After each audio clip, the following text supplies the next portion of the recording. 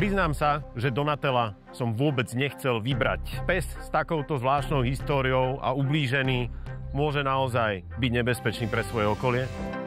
Ahojte. Ahoj. A ty si Donatello? Prestaň. Dajme Donatellovi, prosím, ahubok. Prvá vec. Druhá vec. Pevné vodítko. Idem sa skámošiť s Donatellom, ale bez vás.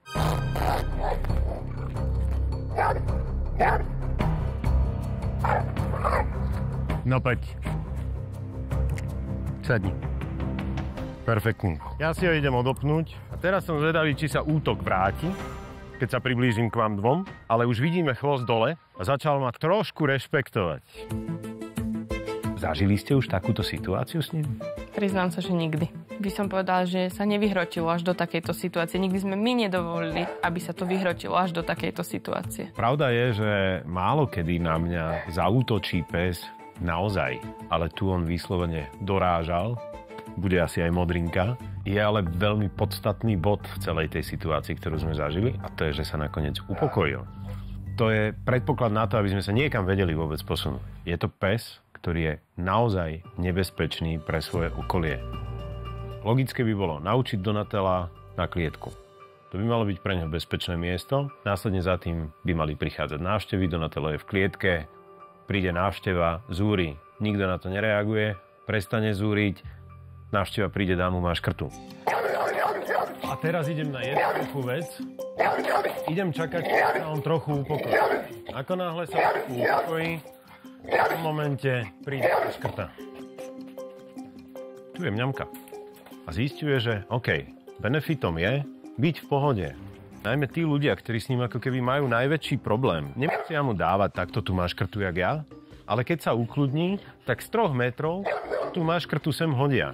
A teraz dostáva odmenu za to, že je v kľude a my odchádzame. Je tam otvorené? Ja si myslím, že máte pred sebou robotu možno na rok.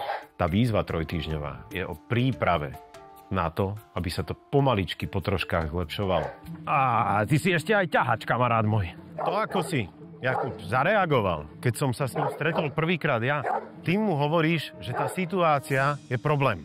A ideme to zmeniť takým spôsobom, že vždy, keď vyletí, to vodítko mu má povedať, že hej, Donatello, teraz sa mi to nepáči, tu a sadni si. Perfektné. A ako náhle Donatello sedí, vtedy uvoľňujem všetko. Ja sa rozlúčim. Sadni. Ahojte. Sadni. A hneď ako sa on ukludní, tak odídete vy odo mňa. Dobre. Sadni. Máme kľudného psa.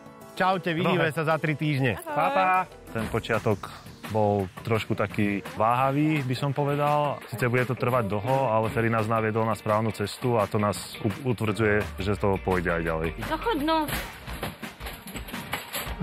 Chodili sme spolu aj na prechádzky, čo keďže máme malého syna sa tak často nedá, ale bolo to v našom zámere, aby sme boli všetci traja v podstate s ním. Úplne sa skľudnila aj doma, aj vonku. Mal som s neho pocit trošku, ako keby ho Ferry mentálne zlomil, by som povedal. Donatello ma prekvapil a musím sa priznať, že som na ňo veľmi pyšná. A ako bude dnes Donatello na zásah Ferryho reagovať? A ty ma tu čakáš na balkóne? Ja som čakal, že ma rovno tuto ideš trhať. Ja som pri tebe opatrný, ale očividne už ani príliš netreba. To takto sa mi idú? Len tak? Už áno. Toto je také trošku až zázračné. Tiež by som to tak popísal. Má svoje dni, má svoje momenty a minuty, ale viac menej takto to vyzerá. Vy choďte donútra, aj s Donatellom, a ja za minútku zazvoním a chcem vidieť, ako to zvládnete. Ahoj. Ahoj. Zatiaľ po mne nehučíš, babáčik? Tu je ticho. To sme minule nemali. Keď si spomínam na prvú návštevu, kde som skoro prišiel o stehno, modriny som mal ešte vyše týždňa, tak toto nazvime, že to je na jednotku. A čo sa týka vnútra, tak toto je jeho teritorium. Je to prostredie, ktoré on si chce strážiť oveľa intenzívnejšie ako všetko, čo je mimo. To, že nám občas z tej izby niečo povie, je z môjho pohľadu úplne priateľné a vy ste za tie 3 týždne dali násobne viac, ako sa dalo dať za 3 týždne. Ja vám držím ohromne palce a odchádzam opäť ako tá návšteva. Rozlúčim sa. Ďakujeme. Ahojte. Ďakujeme krásne.